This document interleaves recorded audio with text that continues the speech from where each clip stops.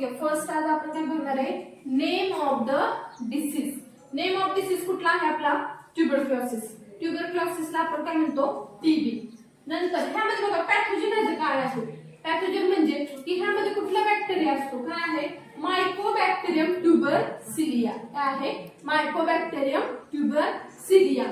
मग ह्यानंतर पुढे आलं मोड ऑफ इन्फेक्शन, की आपल्याला इन्फेक्शन कशा थ्रू होत असतं बघा, spitting by the patient through air, म्हणजे हवेमधून पण काय होतो, खोकला ज्यावेळेस येतो काय त्यावेळेस आपण म्हणतात की तोंडावरती रुमाल ठेवून खोकायचं.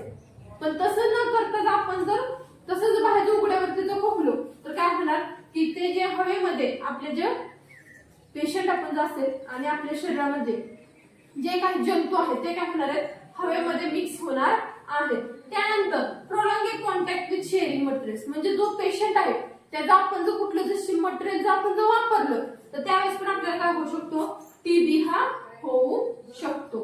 आता ह्यामध्ये सिम्पटम्स काय, टीबी झाल्यानंतर काय, क्रॉनिक कफ, म्हणजे क्रॉनिक म्हणजे काय रे, काळ. मग ह्यामध्ये लॉंग टर्म काय होतो, हा डिसीज आपल्याला खोकला येत असतो. त्यानंतर ब्लड स्पिटिंग, ज्यावेळेस आपण खोकतो त्यावेळेस तोंडातून काय होतं, रक्त बाहेर येत असतं. मग ह्यामध्ये प्रिव्हेन्शन, तुम्ही ट्रीटमेंट काय करू शकता की तुम्हाला टीबी होऊ नये म्हणून. मग ह्यामध्ये बीसीजी वॅक्सिन तुम्ही घेऊ शकता.